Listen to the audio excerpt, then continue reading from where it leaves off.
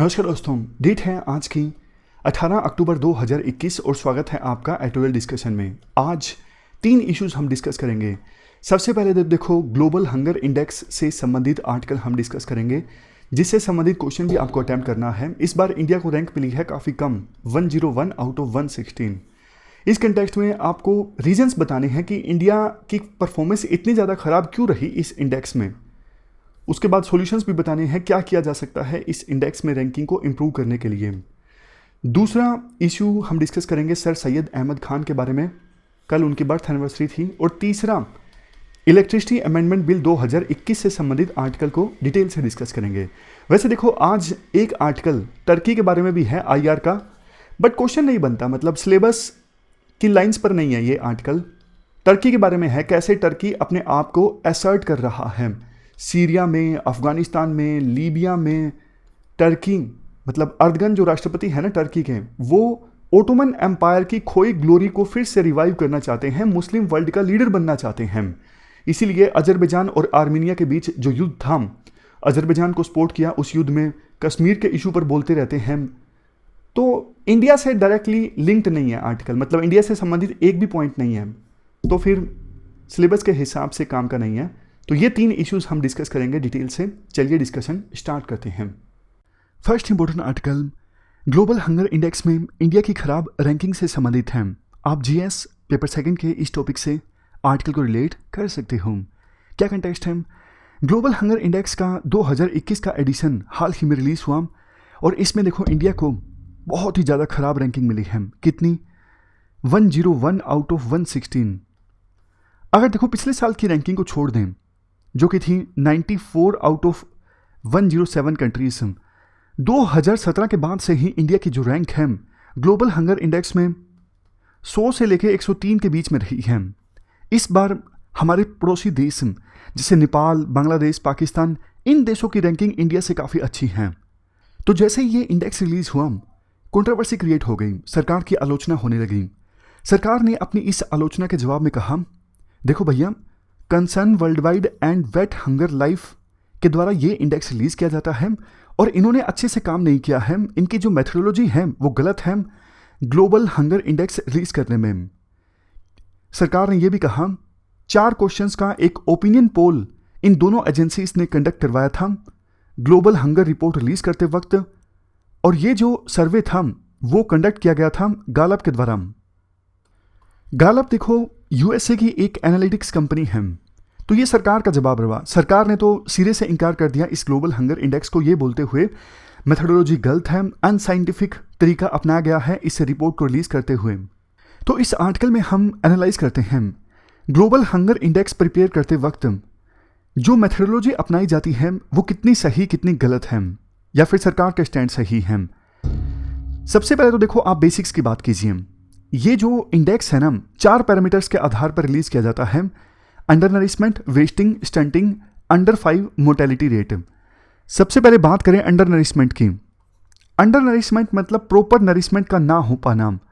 आप सिंपल भाषा में बोल सकते हो लो कैलोरीज इनटेक, मतलब जितनी कैलोरीज चाहिए उतनी कैलोरीज नहीं मिल पा रही हैं। इस पैरामीटर की जो वेटेज है इस इंडेक्स को प्रिपेयर करते वक्त वो है 1/3, 33%। और देखो 2 इंपॉर्टेंट बातें इस पैरामीटर के बारे में। एक तो इस पैरामीटर से संबंधित जो डेटा है वो FAO से लिया जाता है, फूड एग्रीकल्चर ऑर्गेनाइजेशन से। और दूसरा, ये जो पैरामीटर है ना वो सभी एज ग्रुप्स के लिए हैं। ये नीचे वाले 3 जो पैरामीटर है ना, ये बच्चों के लिए हैं जिनकी एज 5 साल से कम है। बट ये अंडर नरिशमेंट जो पैरामीटर है ना, ये किसी भी देश में सभी लोगों का देखा जाता है, एडल्ट्स का भी, बच्चों का भी, चाहे कोई भी एज हो। बात करते हैं बचे हुए 3 पैरामीटर्स की। वेस्टिंग में क्या होता है, हाइट के हिसाब से वेट नहीं बढ़ पाता, और स्टंटिंग में यह होता है कि एज के हिसाब से हाइट नहीं बढ़ पाती। इन दोनों पैरामीटर्स का जो वेटेज है इंडेक्स प्रिपेयर करते वक्त वो 1/6 है। सबसे नीचे वाला जो पैरामीटर है ये है अंडर 5 मोर्टेलिटी रेट, मतलब कितने बच्चों की डेथ हो जाती है 5 साल की एज अचीव करने से पहले ही। इस पैरामीटर का वेटेज भी 1/3 है। ये जो वेस्टिंग और स्टंटिंग संबंधी डेटा है ना, इंडेक्स प्रिपेयर करते वक्त ये यूनिसेफ, WHO, वर्ल्ड बैंक इनसे लिया जाता है। और अंडर 5 मोर्टेलिटी रेट का जो डेटा है ये UN की inter agency group for child mortality estimation से लिया जाता है। इसके बाद राइटर ये बोलते हैं, देखो सरकार का ये तर्क सही नहीं है कि ऐसे ही गालप ने टेलीफोन करके 4 क्वेश्चंस पूछे और उसके आधार पर ये इंडेक्स प्रिपेयर कर लिया। नहीं, ऐसा नहीं है। बल्कि देखो एग्जाम्पल के तौर पर अगर अंडर नरिशमेंट का पता लगाने के लिए नेशनल सैंपल सर्वे ऑफिस का जो डेटा है अगर वो इस्तेमाल होता तो बल्कि इंडिया की परफॉर्मेंस और भी ज़्यादा खराब होती। इसके बाद राइटर ये बोलते हैं, माना कि गवर्नमेंट का जो रिप्लाई है इस इंडेक्स की रैंकिंग के अगेंस्ट वो सही नहीं है, बट देखो इसका मतलब ये तो नहीं है कि ये जो ग्लोबल हंगर इंडेक्स है ये फुल प्रूफ है, इसमें कोई कमी नहीं है, इसमें कमियां हैं। जैसे देखो ग्लोबल हंगर इंडेक्स जो है वो मेनली चिल्ड्रन ओरिएंटेड है।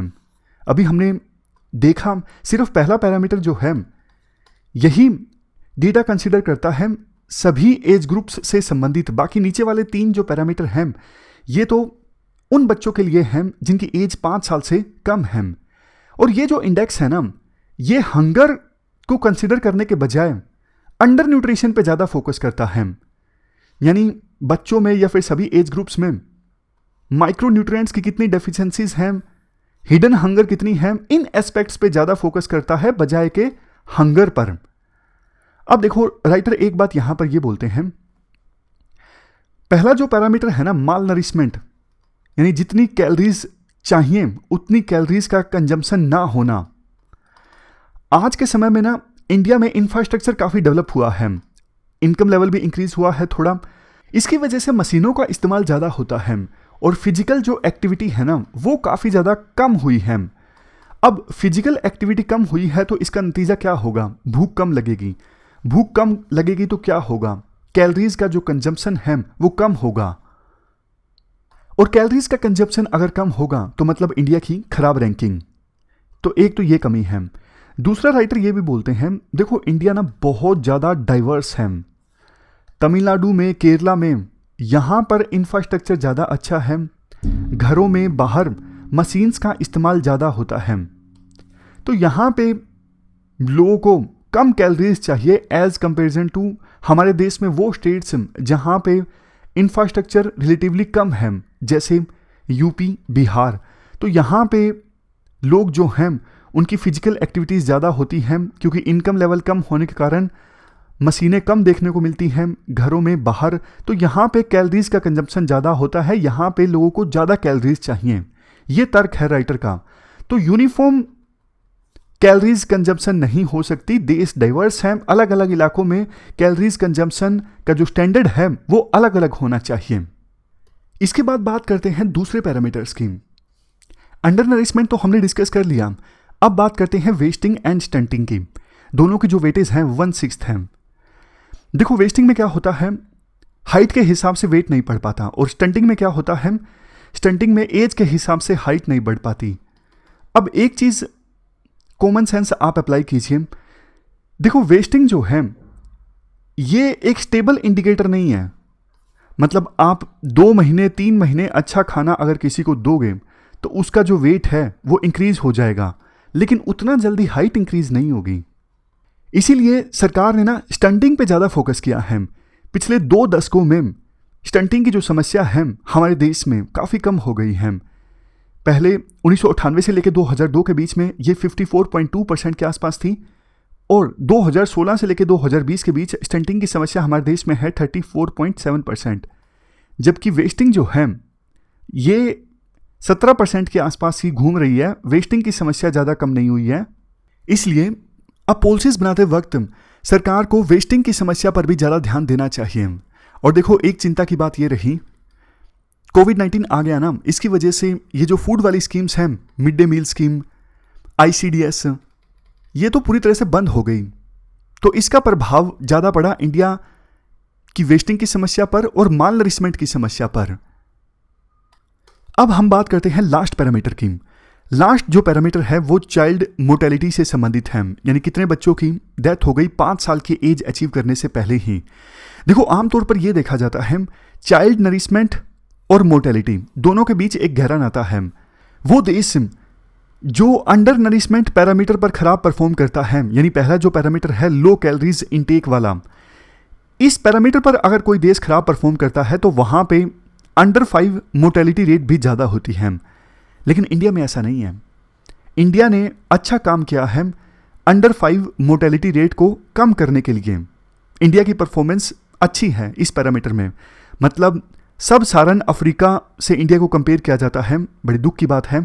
लेकिन सेम लेवल पर इंडिया की जो परफॉर्मेंस है, मतलब अंडर नरिशमेंट का अगर सेम लेवल कंसिडर करें तो इंडिया में अंडर 5 मोर्टेलिटी रेट कम है। और इसका रीज़न ये है इंडिया में हेल्थ केयर फैसिलिटी अच्छी है। तो इस प्रकार से हमने चारों के चारों पैरामीटर्स को डिस्कस किया। अब देखो लास्ट में, इससे पहले हम इस आर्टिकल की डिस्कशन को समाप्त करें, एक आर्टिकल ना ग्लोबल हंगर इंडेक्स को क्रिटिसाइज करते हुए पहले भी आया था। उसमें ना 3 पॉइंट्स दिए गए थे। पहला पॉइंट उस आर्टिकल में ये दिया गया था कि भैया स्टंटिंग और वेस्टिंग की जो समस्या है ना, ये सिर्फ न्यूट्रिशन पे डिपेंड नहीं करती, बहुत सारी दूसरी चीज़ों पे भी डिपेंड करती हैं। जैसे सैनिटेशन कैसा है, इंडिया में सैनिटेशन की समस्या है, इन्वायरमेंट कैसा है, जो कैलोरीज आप कंज्यूम कर रहे हो उसका यूटिलाइजेशन कैसे है, जेनेटिक्स, इन फैक्टर्स पर भी स्टंटिंग और वेस्टिंग की जो समस्या है वो डिपेंड करती है। दूसरा देखो ना, ये जो चीज़ है ना कि आप इतनी कैलोरीज लोगे तो आप अच्छे से नरिश्ड हो, इस मतलब इतनी कैलोरीज कुछ भी हो सकती हैं, मान लीजिए 2400 कैलोरीज आप एक दिन में लोगे या फिर इससे ज़्यादा लोगे तो आप नरिश्ड हो अच्छे से। हालांकि देखो बहुत ज़्यादा लेंगे तो मोटापा आ जाएगा, ओवर नरिशमेंट हो जाएगी। लेकिन आप पॉइंट को समझिए, ये जो आंकड़ा है ना, थ्रेशोल्ड है कि इतनी कैलोरीज आपको लेनी ही है, अदरवाइज आप अंडर नरिश्ड हो। इस आंकड़े पर, इस थ्रेशोल्ड पर सहमति नहीं है विभिन्न एजेंसीज के बीच वर्ल्ड में। तो थ्रेशोल्ड क्या माना जाए? और सबसे लास्ट में, ये जो इंडेक्स है ना, ये चाइल्ड हेल्थ इंडिकेटर्स को भी कंसीडर नहीं करता, जबकि इंडिया की जो परफॉर्मेंस है ना चाइल्ड हेल्थ इंडिकेटर्स को इंप्रूव करने में वो अच्छी है। इंडिया की परफॉर्मेंस अच्छी है। अगर इन इंडिकेटर्स को कंसीडर किया जाए ग्लोबल हंगर इंडेक्स प्रिपेयर करते वक्त तो इंडिया की रैंकिंग इंप्रूव हो जाएगी। कुल मिला के देखो, हमने क्रिटिसिज्म भी देखा और सरकार का जो दावा है वो क्यों गलत है ये भी समझा। लेकिन कंक्लूजन में ये बोल सकते हैं, हमें देखो सीखना चाहिए। मतलब एक इंट्रोस्पेक्शन की भी आवश्यकता है कि 75 साल हो गए आज़ादी को, अभी भी बेशक हमारी रैंकिंग थोड़ी बहुत इस इंडेक्स में इंप्रूव हो जाए, लेकिन पूरी तरह से हंगर को हम खत्म कर पाने में तो सक्षम नहीं हुए हैं। बेहतर रास्ता हमारे मतलब आसान रास्ता तो हमारे पास है कि इस इंडेक्स को पूरी तरह से हम इग्नोर कर दें, गलत है, इससे कोई फर्क नहीं पड़ता। नहीं, हमें देखो सीखने की आवश्यकता है, कहाँ हम इंप्रूव कर सकते हैं। बड़ी बड़ी इकोनॉमिक ग्रोथ रेट और इनकम लेवल इंक्रीज करना, उन सब का क्या फायदा, इंफ्रास्ट्रक्चर इंक्रीज करना, उन सब का क्या फायदा जब हम मालन्यूट्रिशन की समस्या, हंगर की समस्या ही खत्म नहीं कर पाएंगे हमारे देश में। ये तो बेसिक नेसेसिटी है। तो सरकार को सीखने की आवश्यकता है जहां सरकार सीख सकती है, और जहां पे कोर्स करेक्शन की आवश्यकता है वहां पे कोर्स करेक्शन की आवश्यकता है। सरकार की जो स्कीम्स हैं वो अच्छे से काम क्यों नहीं कर पाई हैं, सरकार को कंटिन्यूअस असेसमेंट की आवश्यकता है। उन स्कीम्स को सरकार बार बार इवेल्युएट करे और आवश्यक चेंजेस लेके आए। तो ये कंक्लूजन आपको देना है। चलते हैं आगे। इसके बाद next article Sir Syed Ahmad Khan के बारे में है। कल यानी 17 अक्टूबर को इनका जन्म दिवस था, यानी 204वीं बर्थ एनिवर्सरी थी। तो इस मौके पर यह आर्टिकल पब्लिश हुआ है। आप जीएस पेपर 1 के इस टॉपिक से आर्टिकल को रिलेट कर सकते हो। सर सैयद अहमद खान का जन्म देखो 1817 में हुआ था। काफ़ी बार सर सैयद अहमद खान को कंपेयर किया जाता है राजा राम मोहन राय के साथ। जैसे राजा राम मोहन राय ने हिंदू कम्युनिटी में प्रोग्रेसिव आइडियाज़ को इनकलकेट करने की कोशिश की, उसी प्रकार से सर सैयद अहमद खान ने भी मुस्लिम कम्युनिटी में भी साइंटिफिक टेम्पर को डेवलप करने की कोशिश की। सर सैयद अहमद खान कहा करते थे कि मुस्लिम्स के एक जेब में कुरान और दूसरे जेब में साइंस की किताब होनी चाहिए। सर सैयद अहमद खान का ये मानना था जो कुरान है, पवित्र ग्रंथ है इस्लाम में, वो देखो बहुत पहले लिखी गई थी, उसकी बहुत सारी चीज़ें आज के हिसाब से रेलेवेंट नहीं है, इसलिए बहुत सारी चीज़ों को आज के हिसाब से इंटरप्रेट करने की आवश्यकता है। देखो शुरुआत में तो सर सैयद अहमद खान ने नेशनल इंटीग्रेशन पे काफ़ी फोकस किया था। उन्होंने एक फेमस स्टेटमेंट दी थी कि इंडिया जो है वो एक ब्यूटीफुल ब्राइड है, दुल्हन है, जिसकी एक आंख है हिंदू और दूसरी आंख है मुस्लिम्स। लेकिन उस समय ना इंडिया में एक लैंग्वेज मूवमेंट चली थी। लैंग्वेज मूवमेंट में हिंदी के पक्ष में मांग की गई थी। ये सपोर्टर्स ये कह रहे थे कि उर्दू जो है वो तो इस्तेमाल की जाती है इलीट लोगों के द्वारा और हिंदी इस्तेमाल की जाती है कॉमन लोगों के द्वारा। तो इस लैंग्वेज मूवमेंट से सर सैयद अहमद खान काफ़ी दुखी हुए थे। फिर उन्हें लगने लगा कि हिंदू और मुस्लिम्स एक साथ नहीं रह सकते। यानी शुरुआत में जो यूनिटी की बात किया करते थे ना, अपने एज में जैसे जैसे उनकी एज बीती, उनकी जो सोच है यूनिटी को लेके थोड़ी पैसिमिस्टिक होती गई। उनको ये लगने लगा कि हिंदू मुस्लिम एक साथ नहीं रह सकते। तो ये हमने कुछ बेसिक्स की बात कर ली। अब बात करें आज के आर्टिकल की। आज के आर्टिकल में कहा जाता है, जैसे देखो अभी नई नेशनल एजुकेशन पॉलिसी आई है ना, ये कहती है किस प्रकार से एजुकेशन प्रमोट करके देश में इंटीग्रेशन अचीव किया जा सकता है। इसी प्रकार की सोच सर सैयद अहमद खान की थी। वो ये मानते थे एक नेशनल सिस्टम ऑफ एजुकेशन होना चाहिए ताकि देश के लोगों को साइंस एंड टेक्नोलॉजी में एजुकेट करने के लिए, इससे हमारे देश की डेवलपमेंट होगी, हमारे देश में प्रोस्पेरिटी आएगी और देश और ज़्यादा इंटीग्रेट होगा। इसके बाद राइटर सर सैयद अहमद खान का बचाव करते हुए ये कहते हैं कि सर सैयद अहमद खान पर एक आरोप ये लगता है कि वो ब्रिटिश गवर्नमेंट के नज़दीक थे, यानी उनकी सरकार के साथ नज़दीकियाँ थी। इसके अगेंस्ट राइटर ये बोलते हैं, देखो जब सर सैयद अहमद खान एक्टिव थे ना, तो उस समय नेशनलिज्म इतना ज़्यादा इमर्ज होकर नहीं आया था। एक ट्रांजिशन सा पीरियड था। लेटर मुगल्स अभी अभी गए थे और ब्रिटिशर्स ने अपनी सत्ता इस्टेब्लिश की थी इंडिया में। तो उस समय सर सैयद अहमद खान को यह लगता था ब्रिटिश सरकार के साथ कोलैबोरेट करके देश में एजुकेशन को प्रमोट किया जा सकता है और ख़ास करके जो मुस्लिम कम्युनिटी है जो पिछड़ गई है एज कंपेरिजन टू हिंदूज, उनका भी अपलिफ्टमेंट किया जा सकता है। इसी वजह से उनकी नज़दीकियाँ थी ब्रिटिश सरकार के साथ। जब देखो सर सैयद ने एक प्रोजेक्ट स्टार्ट किया, एजुकेशनल रेनेसा। इस प्रोजेक्ट के अंतर्गत उन्होंने सभी इंडियंस को इनवाइट किया कि आओ मिले, हाथ मिलाते हैं हम इलिटरेसी के अगेंस्ट, निरक्षरता के अगेंस्ट। सर सैयद ये चाहते थे कि हिंदू और मुस्लिम्स जो हैं वो मेडिवल ईरा की जो सोच की जंजीरें हैं उन्हें तोड़ दें और अपनी सोच में रीजन, प्रोग्रेस, ब्रॉड माइंडेडनेस ये सब अपनाएं। देखो एक बात हमें और भी समझने की आवश्यकता है, उन्होंने मुस्लिम कम्युनिटी पे ज़्यादा फोकस इसलिए किया क्योंकि हमारे देश में मुस्लिम्स से पहले हिंदू ऑलरेडी साइंटिफिक एजुकेशन के रास्ते पर चल पड़े थे, लेकिन मुस्लिम्स साइंटिफिक एजुकेशन के रास्ते पर अभी नहीं चले थे, इसलिए उन्होंने मुस्लिम्स पर ज़्यादा फोकस किया। हिंदू धर्म में रिलीजन और साइंस के बीच में जो टेंशन्स थी वो सेटल डाउन हो चुकी थी, लेकिन इस्लाम में हमारे देश में ऐसा नहीं हुआ था, इसीलिए उन्होंने मुस्लिम कम्युनिटी में रिफॉर्म्स लाने पर ज़्यादा फोकस किया।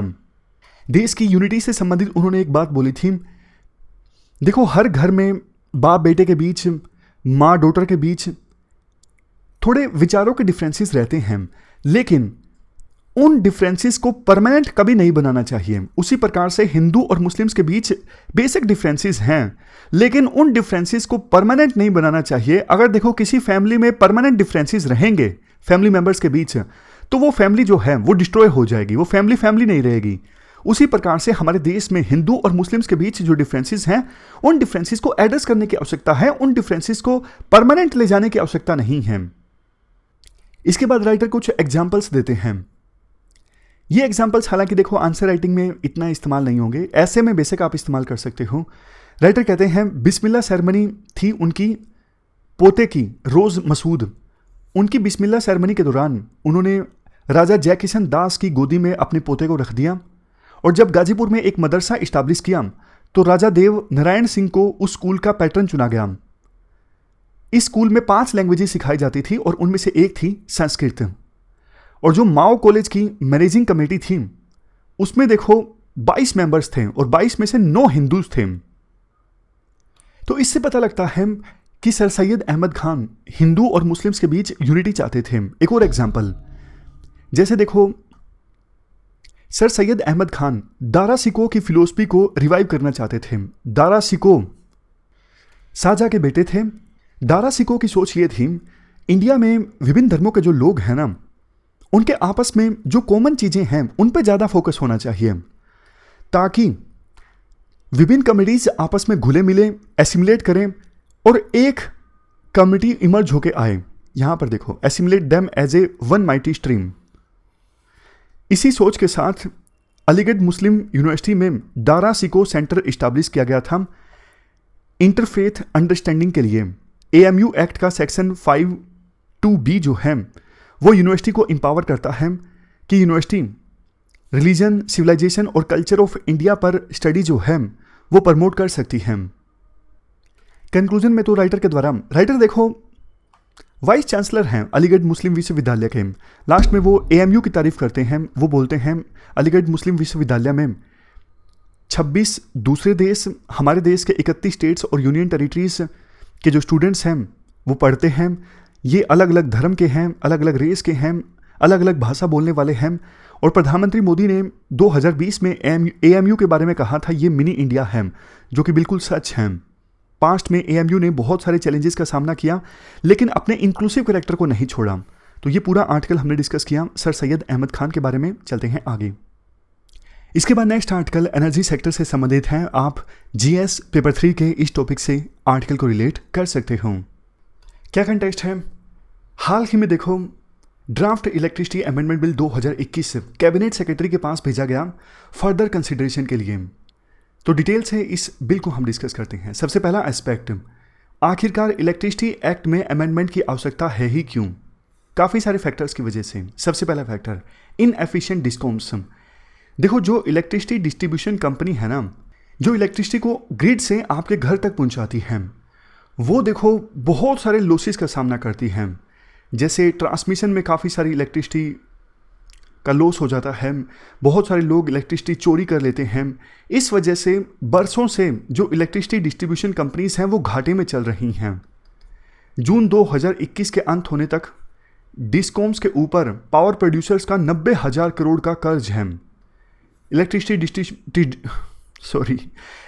डिस्ट्रीब्यूशन कंपनीज कई तरह के स्ट्रक्चरल चैलेंजेस का सामना करती हैं, गवर्नेंस में और रेगुलेशन की भी दिक्कत है। इसके अलावा बिलिंग, मीटरिंग, कलेक्शन, इन सब चीज़ों में भी इश्यूज हैं। इस वजह से आवश्यकता पड़ी ड्राफ्ट इलेक्ट्रिसिटी अमेंडमेंट बिल 2021 को लाने की। बिल के ऑब्जेक्टिव्स ये हैं, कंज्यूमर पर फोकस करेगा ये bill, ease of doing business को प्रमोट करेगा इलेक्ट्रिसिटी सेक्टर में, पावर सेक्टर की सस्टेनेबिलिटी को इंक्रीज करेगा। मतलब ऐसा नहीं कि पावर सेक्टर की जो कंपनीज हैं वो घाटे में चलती रहें और आगे जो है कंज्यूमर्स को बिजली मिलना बंद हो जाए, और ग्रीन पावर को प्रमोट करेगा। तो ये 4 ऑब्जेक्टिव्स हैं ड्राफ्ट के। गवर्नमेंट के द्वारा बिल में जो सॉल्यूशंस बताए गए हैं वो इस प्रकार से हैं। जैसे देखो, अगर आपको इलेक्ट्रिसिटी के लिए सब्सिडी देनी है तो आप डीबीटी के थ्रू दीजिए, डायरेक्ट बेनिफिट ट्रांसफर के थ्रू दीजिए। एक आर्टिकल भी हमने डिस्कस किया था कि किसानों को जो अगर सब्सिडी देनी है इलेक्ट्रिसिटी के लिए तो डायरेक्ट पैसा उनके खातों में डाल दो, क्रॉस सब्सिडीज कम से कम हो। क्रॉस सब्सिडीज जैसे देखो जो कॉमर्शियल इस्टेब्लिशमेंट है ना, फैक्ट्रीज हैं, कंपनीज हैं, उनके लिए पर यूनिट इलेक्ट्रिसिटी के दाम ज़्यादा होते हैं और उनसे जो रेवेन्यू प्राप्त होता है उसका सरकार इस्तेमाल करती है। रेजिडेंट्स को या फिर किसानों को इलेक्ट्रिसिटी सस्ती देती है ना, तो इसकी वजह से यहाँ तो सरकार को घाटा होता है, लेकिन फैक्ट्रीज को, बिजनेस फर्म्स को सरकार बिजली महंगी बेचती है, वहाँ से रेवेन्यू ज़्यादा होता है। तो वहाँ का जो फ़ायदा है वो शिफ्ट कर दिया जाता है सरकार के द्वारा किसानों को या फिर दूसरे सेक्शंस को बिजली सस्ती देने के लिए, यानी यहाँ पर सब्सिडी देने के लिए। इसे कहा जाता है क्रॉस सब्सिडी। ये देखो रेलवेज में भी होता है। जैसे जो मालगाड़ियाँ हैं ना, उनसे सरकार को रेवेन्यू ज़्यादा प्राप्त होता है और जो पैसेंजर गाड़ियाँ हैं वो घाटे में चलती हैं। तो सरकार मालगाड़ियों से जो रेवेन्यू प्राप्त होता है उसको शिफ्ट कर देती है पैसेंजर गाड़ियों को चलाने में, जिनको चलाने में वैसे सरकार को घाटा होता है, लेकिन सरकार सोशल ऑब्जेक्टिव्स को ध्यान में रखते हुए चलाती हैं। Next, national renewable energy policy को अडॉप्ट करना। और देखो जो मान लीजिए इलेक्ट्रिसिटी डिस्ट्रीब्यूशन कंपनी है वो फर्दर किसी दूसरी कंपनी को सब लाइसेंस देना चाहती है, तो रेगुलेटर की सहमति से वो ऐसा कर्ज के प्रॉपर गाइडलाइंस को फॉलो करते हुए इसका प्रोविजन भी होना चाहिए, ऐसा सरकार ने बिल में रेकमेंड किया है। लास्ट में इलेक्ट्रिसिटी कॉन्ट्रैक्ट इन्फोर्समेंट अथॉरिटी को इस्टेब्लिश किया जाए जो कि कॉन्ट्रैक्ट को इन्फोर्स करवाए। जैसे देखो कई तरह के कॉन्ट्रैक्ट होते हैं, इलेक्ट्रिसिटी डिस्ट्रीब्यूशन कंपनी और पावर प्रोड्यूसर के बीच में कोई कॉन्ट्रैक्ट साइन हुआ है उनको इन्फोर्स करवाना, या फिर रिन्यूएबल पावर ऑब्लिगेशन है, मतलब इतना तो आप रिन्यूएबल पावर परचेज करोगे ही, इसे इन्फोर्स करवाना। तो इसके लिए अलग से एक बॉडी इस्टेब्लिश की जाए, बॉडी का नाम होगा इलेक्ट्रिसिटी कॉन्ट्रैक्ट इन्फोर्समेंट अथॉरिटी। ये मेजर प्रोविजंस हैं। इसमें देखो सबसे बड़ा जो प्रोविजन है ना बिल का, वो ये है, जैसे देखो आपकी मर्जी है, आप एयरटेल का सिम ले लो, जियो का सिम ले लो, वोडाफोन आइडिया का सिम ले लो, आपकी मर्जी है, आप अपना सर्विस प्रोवाइडर चेंज कर सकते हो। उसी प्रकार से कंज्यूमर को भी आज़ादी मिलेगी अगर ये बिल एक्ट बन जाता है कि वो अपना इलेक्ट्रिसिटी प्रोवाइडर जो है वो चेंज कर ले। Next, university service obligation fund establish किया जाएगा। इस फंड में जो पैसा आएगा उसे यूटिलाइज किया जाएगा अगर क्रॉस सब्सिडी में कोई कमी रह गई है तो उस पर्पज़ के लिए। क्रॉस सब्सिडी को कम करने की बात सरकार ने कही है। कहीं आप ऐसा सोचो क्रॉस सब्सिडी तो सरकार खत्म ही कर देगी, तो फिर इसके लिए पैसा इस्तेमाल क्यों होगा यूनिवर्सल सर्विस ऑब्लिगेशन फंड से। क्रॉस सब्सिडी एकदम से खत्म करना आसान नहीं है, कम किया जा सकता है लेकिन खत्म एकदम से नहीं किया जा सकता। Next, appellate tribunal for electricity, इसको मजबूत किया जाएगा मेंबर्स की संख्या को इंक्रीज करके। और देखो central electricity regulatory commission CERC और दूसरी तरफ स्टेट इलेक्ट्रिसिटी रेगुलेटरी कमीशंस, इन कमीशंस में चेयरपर्सन का डोमेन क्या होगा, मेंबर्स का डोमेन क्या होगा, वो सब भी डिस्क्राइब कर दिया गया है। नेशनल क्लाइमेट चेंज गोल को देखते हुए रिन्यूएबल पावर ऑब्लिगेशन को फिक्स करने की जो जिम्मेदारी है वो अब सेंट्रल गवर्नमेंट के पास चली जाएगी। पहले देखो स्टेट गवर्नमेंट ये फिक्स करती थी कि कौन सी डिस्कॉम को कितना रिन्यूएबल पावर परचेज करना ही है, लेकिन अब ये सब चीज़ें फिक्स की जाएगी सेंट्रल गवर्नमेंट के द्वारा। नेक्स्ट, रेगुलेटरी कमीशंस को मजबूत बनाने की बात कही गई है। रेगुलेटरी कमीशंस के बारे में पहले कहा जाता था ये टूथ लाइक टाइगर है, कुछ नहीं करते ये, मतलब इनके दांत ही नहीं है। लेकिन अगर ये बिल एक्ट बन जाता है तो फिर ये जो अथॉरिटीज़ है ना, रेगुलेटरी कमीशन है, ये मजबूत होंगी, इनके पास पावर होगी प्रॉपर्टी को अटैच करने की, अरेस्ट करने की और डिटेंशन में लाने की भी, मतलब डिटेन करने की भी। इस कमीशन में लॉ मेंबर्स भी होंगे, तो ये जो कमीशंस है ना बेहतर ढंग से चीज़ों को इंप्लीमेंट कर सकेंगे। पेनल्टी भी इंक्रीज कर दी गई है अप टू 1 करोड़। और अगर various electricity distribution companies renewable power obligation को पूरा नहीं करती हैं तो उनके खिलाफ भी एक्शन लिया जाएगा। लेकिन देखो इन प्रोविजंस का ना विरोध हो रहा है। सबसे पहला विरोध तो ये है फाइनेंशियल लॉसेस। देखो स्टेट्स को ये लगता है ये जो इलेक्ट्रिसिटी डिस्ट्रीब्यूशन कंपनीज है ना, ऐसे एरियाज पर ज़्यादा फोकस करेंगी जहाँ पे उनको मुनाफा होगा, और कुछ एरियाज जैसे रूरल एरिया है वहाँ पे तो वो फोकस ही नहीं करेंगी, क्योंकि उन्हें लगता है कि यहाँ पर तो बिजली चोरी ज़्यादा होती है, तो यहाँ पर फिर सरकार को जिम्मेदारी उठानी पड़ेगी और सरकार को लॉस होगा। तो ये भी दिक्कत है, फाइनेंशियल लॉस होगा अगर सरकार सिर्फ और सिर्फ रूरल एरियाज पे फोकस करेगी और अर्बन एरियाज पर जो इलेक्ट्रिसिटी डिस्ट्रीब्यूशन कंपनी है उनका राज होगा। दूसरा, डिस्टर्ब्स फेडरल बैलेंस। काफ़ी सारी ऐसी चीज़ें हैं इस ड्राफ्ट में, पावर जो है सेंटर के पास ज़्यादा चली जाती है। जैसे जो रेगुलेटरी कमीशंस हैं उनमें मेंबर अपॉइंट करने की पावर, रिन्यूएबल पावर ऑब्लिगेशन को फिक्स करने की पावर अब सेंट्रल गवर्नमेंट के पास होगी। तो सेंट्रल गवर्नमेंट जो है उसके पास ज़्यादा पावर होगी, तो ये फेडरल करेक्टर के अगेंस्ट है, ऐसा राइटर बोलते हैं। Next, profiteering. जो इलेक्ट्रिसिटी डिस्ट्रीब्यूशन कंपनीज है ना वो देखो अपनी मनमर्जी चलाएंगी और कई एरियाज में कंज्यूमर्स के लिए जो इलेक्ट्रिसिटी है बहुत महंगी हो जाएगी, क्योंकि इनका फोकस तो ज़्यादा प्रॉफिट पर ही होगा। Next, replacing farm subsidies. Draft bill में जो बोला गया है कि DBT दो, डायरेक्ट बेनिफिट ट्रांसफ़र करो। देखो सिलेंडर पर भी सरकार ने बोला था कि हम DBT देंगे, लेकिन अब बहुत सारे जो बेनिफिशरीज हैं जिनको सिलेंडर पर सब्सिडी मिलती थी LPG पर, उनका कहना है कि सरकार अब सब्सिडी दे नहीं रही है।